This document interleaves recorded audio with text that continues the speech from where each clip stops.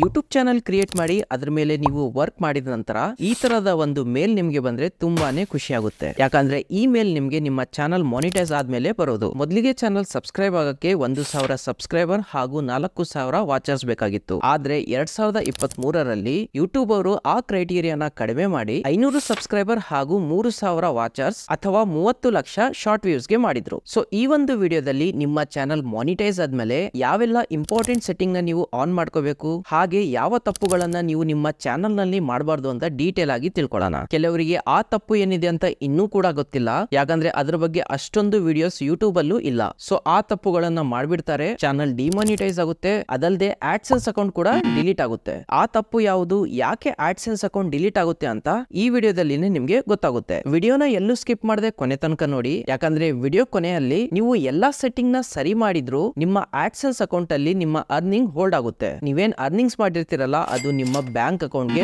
ಬರೋದೇ ಇಲ್ಲ. ಸೊ ಅದ್ಯಾಕಾಗುತ್ತೆ ಅಂತ ನಿಮ್ಗೆ ಈ ವಿಡಿಯೋದಲ್ಲಿನೇ ಗೊತ್ತಾಗುತ್ತೆ. ಕತೆ ಜಾಸ್ತಿ ಆಯ್ತು, ಬನ್ನಿ ಮ್ಯಾಟರ್ ಗೆ ಬರೋಣ. ನೋಡಿ, ನಿಮ್ಗೆ 500 ಸಬ್ಸ್ಕ್ರೈಬರ್ ಹಾಗೂ 3000 ವಾಚರ್ಸ್ ಅಥವಾ 30 ಲಕ್ಷ ಶಾರ್ಟ್ ವ್ಯೂಸ್ ಕಂಪ್ಲೀಟ್ ಆದ್ಮೇಲೆ ನಿಮ್ಗೆ ಏನು ಅರ್ನಿಂಗ್ ಸೋರ್ಸ್ ಇದೆ ಅಲ್ಲ, ಅದು ಬರೀ ಫ್ಯಾನ್ ಫಂಡಿಂಗ್ ಸಿಸ್ಟಮ್ ಇಂದ ಮಾತ್ರ ವರ್ಕ್ ಆಗುತ್ತೆ. ಸಿಂಪಲ್ ಆಗಿ ಹೇಳ್ಬೇಕಂದ್ರೆ ನಿಮ್ಗೆ ಆಡ್ಸ್ ಇಂದ ಯಾವುದೇ ತರದ ಅರ್ನಿಂಗ್ಸ್ ಆಗಲ್ಲ. ನಿಮ್ಮ ಚಾನಲ್ ಮೆಂಬರ್ಶಿಪ್ ಯಾರಾದ್ರೂ ಜಾಯಿನ್ ಆದ್ರೆ ಅಥವಾ ಸೂಪರ್ ಚಾಟ್ ಸೂಪರ್ ಥ್ಯಾಂಕ್ಸ್ ನ ಯಾರಾದ್ರೂ ನಿಮ್ಗೆ ಕಳ್ಸಿದ್ರೆ, ಇನ್ನು ಸಿಂಪಲ್ ಆಗಿ ಹೇಳ್ಬೇಕಂದ್ರೆ ನಿಮ್ಮ ಸಬ್ಸ್ಕ್ರೈಬರ್ಸ್ ತಮ್ಮ ಪಾಕೆಟ್ ಇಂದ ನಿಮ್ಗೆ ಏನಾದ್ರೂ ದುಡ್ಡು ಕೊಟ್ರೆ ಮಾತ್ರ ಅಲ್ಲಿಂದ ನಿಮ್ಗೆ ಅರ್ನಿಂಗ್ ಆಗುತ್ತೆ. ಅದರಲ್ಲೂ ಕೂಡ ಯೂಟ್ಯೂಬ್ ಅವರು ತಮ್ಮ 30% ಅದಾದ್ಮೇಲೆ ಉಳಿದ 70% ನಿಮ್ಗೆ ಸಿಗುತ್ತೆ. ಈ ಒಂದು ಸೆಟ್ಟಿಂಗ್ ನ ನೀವು YT ಸ್ಟುಡಿಯೋದಿಂದಾನೇ ಆನ್ ಮಾಡಬಹುದು. ಸೊ ನಿಮ್ಗೆ ಅದ್ರ ಬಗ್ಗೆ ಡೀಟೇಲ್ ಆಗಿ ವಿಡಿಯೋ ಬೇಕಂದ್ರೆ ಒಮ್ಮೆ ಕಮೆಂಟ್ ಮಾಡಿ ತಿಳಿಸಿ. ಈ ಮೆಂಬರ್ಶಿಪ್ ಹಾಗೂ ಸೂಪರ್ ಚಾಟ್ಸ್ ನ ಹೇಗೆ ಆನ್ ಮಾಡೋದಂತ ಡೀಟೇಲ್ ಆಗಿ ವಿಡಿಯೋ ಮಾಡ್ತೀನಿ. ಇದಾದ್ಮೇಲೆ ನೆಕ್ಸ್ಟ್ ಇದೆ ಆಡ್ಸ್ ಇಂದ ನಿಮ್ಗೆ ಅರ್ನಿಂಗ್ಸ್ ಆಗೋದು.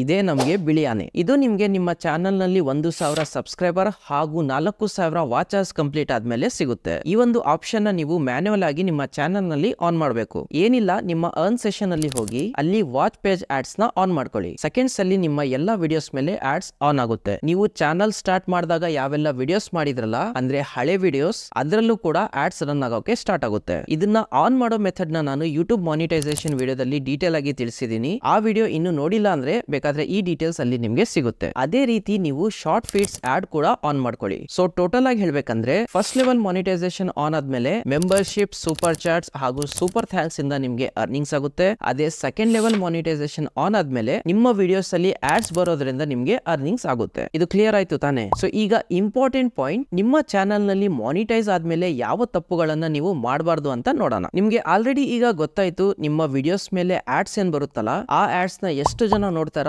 ಅದ್ರ ಮುಖಾಂತರ ನಿಮ್ಗೆ ಅರ್ನಿಂಗ್ಸ್ ಆಗುತ್ತೆ ಅಂತ. ಸೊ ನಾವೇ ನಮ್ಮ ವಿಡಿಯೋಸ್ ಮೇಲೆ ಆಡ್ಸ್ ನ ಪದೇ ಪದೇ ನೋಡಿದ್ರೆ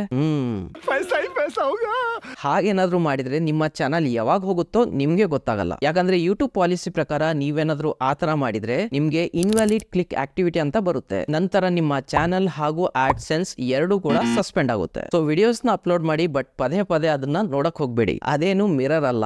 ಸೊ ಲಾಸ್ಟ್ ಪಾಯಿಂಟ್ ಬಂದು ಮಾನಿಟೈಸೇಷನ್ ಹೋಲ್ಡ್ ಆಗೋದು. ಇದು ಯಾವಾಗ ಆಗುತ್ತಪ್ಪ ಅಂದ್ರೆ ನಿಮ್ಮ ಆಡ್ಸೆನ್ಸ್ ಅಕೌಂಟ್ ಅಲ್ಲಿ ನೀವೇನಾದ್ರೂ ID ವೆರಿಫೈ ಮಾಡಿಲ್ಲ ಅಂದ್ರೆ ನಿಮ್ಮ ಅರ್ನಿಂಗ್ಸ್ ಎಷ್ಟೇ ಆಗ್ಲಿ ಅದು ನಿಮ್ಮ ಬ್ಯಾಂಕ್ ಅಕೌಂಟ್ ಗೆ ಬರಲ್ಲ. ಸೊ ಆಡ್ಸೆನ್ಸ್ ಅಕೌಂಟ್ ಅಲ್ಲಿ ನಿಮ್ಮ ID ವೆರಿಫೈ ಆಗ್ಬೇಕಂದ್ರೆ ಅದಕ್ಕೂ ಕೂಡ ಒಂದು ಪ್ರೋಸೆಸ್ ಇದೆ. ಆ ಪ್ರೋಸೆಸ್ ನಿಮ್ಗೆ ಈ ವಿಡಿಯೋದಲ್ಲಿ ಸಿಗುತ್ತೆ. ಅದನ್ನ ರೆಫರ್ ಮಾಡಿ ನಿಮ್ಮ ID ನ ನೀವು ವೆರಿಫೈ ಮಾಡ್ಕೊಳ್ಳಿ. ಹಾಗೆ ಚಾನಲ್ ನ ಸಬ್ಸ್ಕ್ರೈಬ್ ಮಾಡ್ಕೊಳ್ಳಿ. ಇಲ್ಲಿ ನಿಮ್ಗೆ ಹೆಲ್ಪ್ ಆಗುವಂತಹ ಕಂಟೆಂಟ್ ಸಿಗುತ್ತೆ.